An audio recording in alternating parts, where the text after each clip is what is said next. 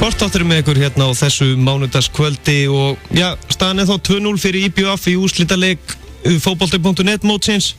En nú það í bili, það eru, 63 mínútur liðnar af þessum leik. En við erum komin á líðina yfir á Reykjavík International Games sem kláraðist í gær og línunni komin Anna Lilja Sigurðardóttir.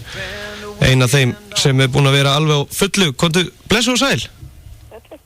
Hvernig hefur það eftir þessa helgi? Ég var nú að ljúga, ég var þreytt sko, maður svona, pínu þreyttur. Sópin í kvöld, það var þannig. Já, þetta er náttúrulega heilmikil dagskrá sem að þið hafið upp á bjóða þarna? Já, þetta stóð náttúrulega yfir alveg í 10 daga, þannig að þetta voru 2 keppnishelgar hjá okkur núna og alveg 22 greinar, þannig að það var að mörgu að hyggja. Já, hvaða grein var svona, stóð upp úr, var einhver sérstök grein sem var svona vinsælar en aðra þessa helgi og vikuna?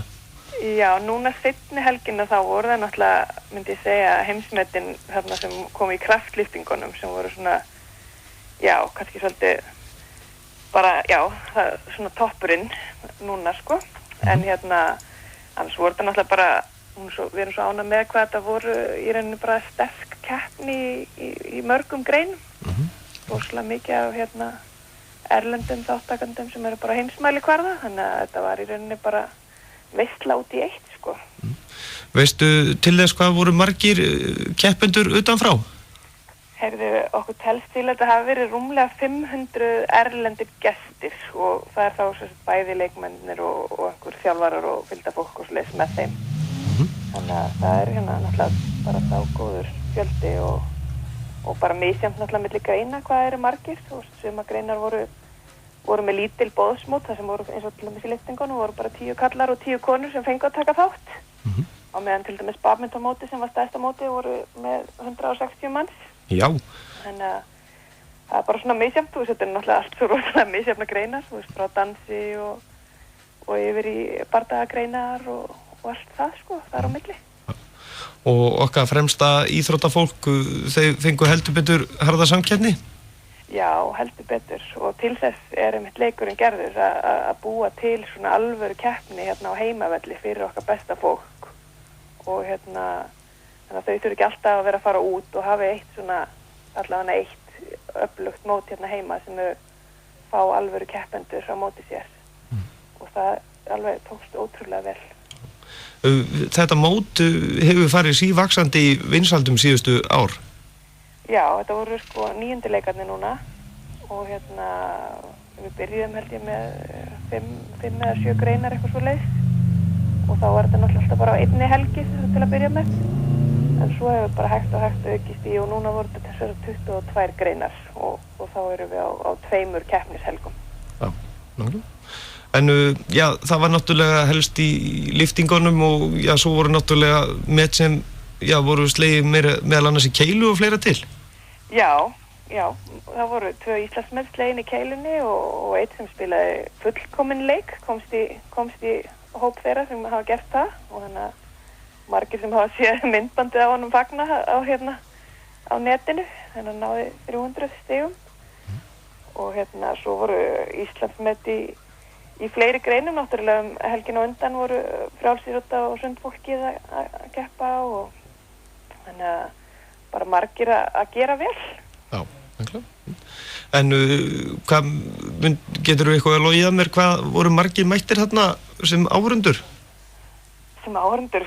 Já, ég verið nú ekki búin að taka það saman. Það er svo sem, þetta er ekkert svona eins og landsleikjum í fótbolta eða eitthvað þannig en svona þegar allt er tínt til þá held ég nú að þetta eru svona 200 manna stúkur á hverjum stað og ég veit ekki, ég þori ekki að skjóta á þetta en þetta eru náttúrulega, við teljum til að þetta séu 2000 íþróttamenn sem eru að taka þátt og hlýtur allavega einn að koma að horfa á hvern sko, þannig að, ef ekki segja 24.000.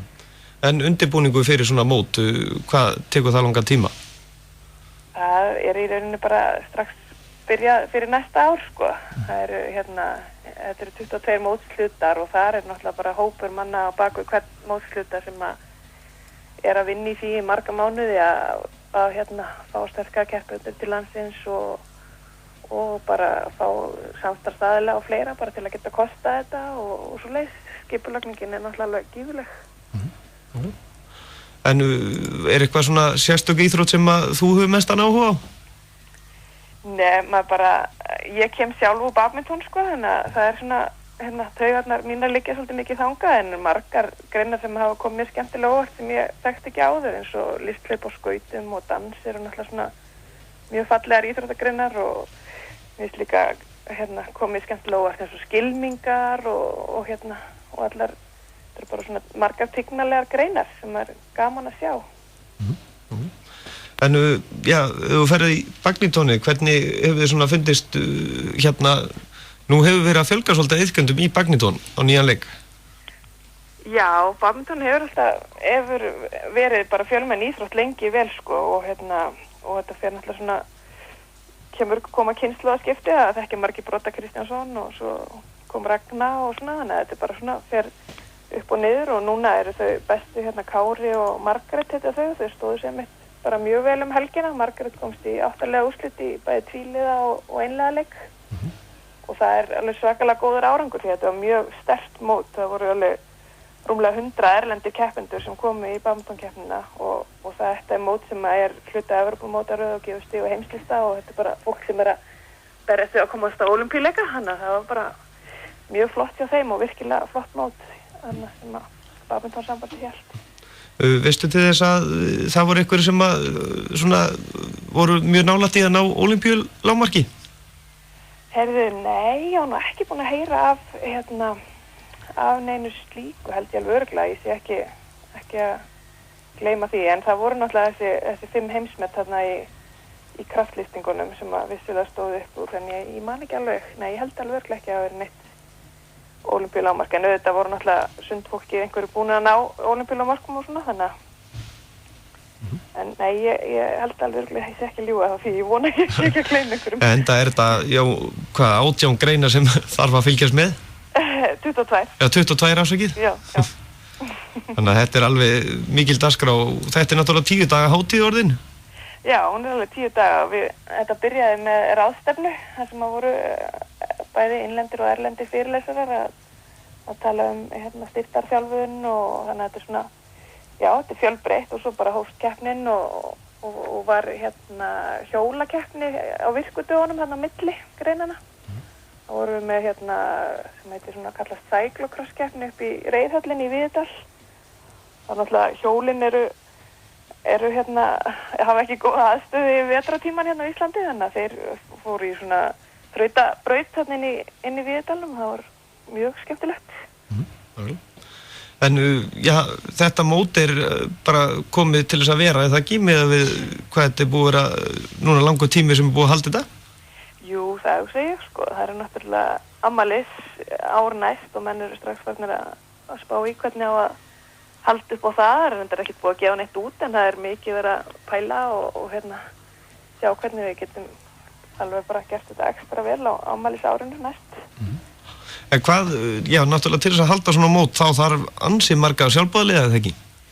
Jú, og rosalega náttúrulega misjafnt milli greina, þú veist, þeir sem að horfa á svo sundmótin, það alveg bara tugir manna dómara sem standa þar við og líka í frjálsónum og svo minna í öðru, en ég hugsa að sé allavega í hverri grein ábyggilega 100 mann sem að standa baki hverju móti, sko, þannig að þetta er rosalega mikill fjöldi.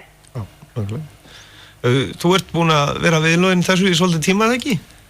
Jú, ég held að ég sé bara búin að vera eitthvað viðlóðandi þetta frá bara upphafi, en við byrjuðum þetta 2008 og bara búið að vera virkilega gaman að fylgjast með hvað þetta hefur vaxið og bara hvað er ótrúlega duglegt fólk sem að halda allir þessi mót. Það er alveg magna hvað fólk er tilbúið að leggja mikla vinna á sig til þess að gera vel fyrir íþróttafólkið okkar.